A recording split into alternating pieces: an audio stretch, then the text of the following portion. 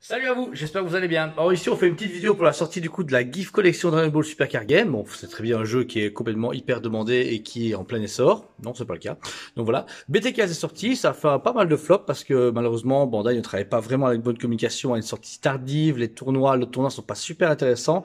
Mais ici, ils sont dans l'idée de sortir une GIF collection pour les fêtes de fin d'année.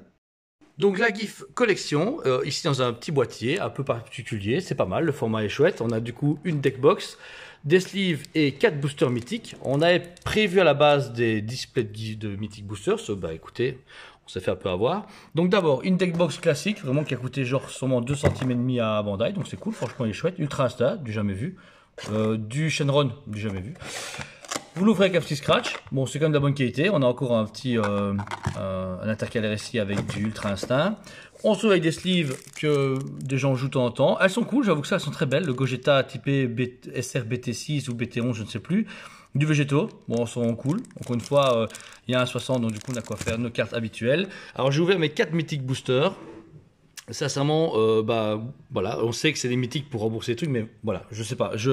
C'est tout en anglais déjà. Alors même pas traduction française, c'est hyper honteux. Vous dire franchement, à un moment, on est quand même un pays francophone, ce serait quand même bien d'avoir au moins des traductions. On a les cartes promos dedans, ce qui est bien pour celui qui n'a pas fait les tournois régionaux, etc. Bah, c'est cool d'avoir des promos pareils qui sont introuvables pour ceux qui n'ont pas su faire les tournois ou les acheter sur internet, sur Card Market, mais en anglais déjà. Donc voilà, c'est pas terrible. Le choix est bien, il y a des répressions de leaders que personne ne joue. On notera ce Broly qui a jamais servi à personne, mais c'est bien de le rééditer, c'est super intéressant. Des comptes que c'est vrai, c'est un joueur maintenant, je trouve ça c'est cool parce que ceux qui n'ont pas pu acheter la BT5, etc. peuvent retrouver ces cartes-là. Et des cartes, voilà, qui étaient des anciennes promos. Chaque fois, il y a deux dedans, donc une des promotions, des promos version ici foil. Alors les foils sont quand même cool, encore une fois. Ça, il faut avec les cartes Dragon Ball, elles sont magnifiques. Ce foil Bardock est vraiment génial. Le deuxième, j'ai donc du coup ici pareil, celui-là qu'on a eu un milliard de fois si vous avez acheté du coup de la TB3 de mémoire. Cette carte-là qu'on ne joue pratiquement plus, cette carte-là on s'en fout, ça c'est très bien. Pour la BT5 c'est chouette, mais une seule carte. C'est contre de BT5 qu'on trouve maintenant sur K-Market à 2 centimes. Par contre c'est bien, ici j'ai eu du coup la contre-attaque de Trunks. Ça c'est cool en promo, c'est chouette. Celle-ci, que je pense que personne ne joue actuellement.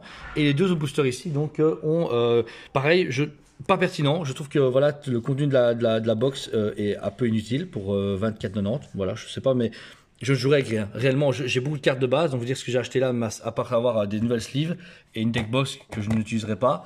Là-dedans, il me faut rien, réellement. Même si j'ai pas acheté la Blade, je trouve que c'est peut-être bien pour un cadeau, ouais, une GIF collection, c'est chouette. Pour celui qui a pas du tout de cartes, pour offrir ça à un gosse de 15 ans, ça peut être chouette. Ou à un mec qui a commencé le jeu. Mais sinon, voilà, c'est une sortie floppée. On n'a même pas eu les photos professionnelles à l'avance.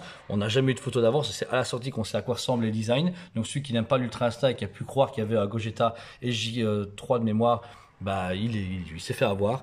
Donc voilà, une sortie intéressante, dispo forcément sur Dragon Comics et aussi sur le site SPVE. Donc j'espère que la vidéo vous a plu et n'hésitez pas à liker la chaîne.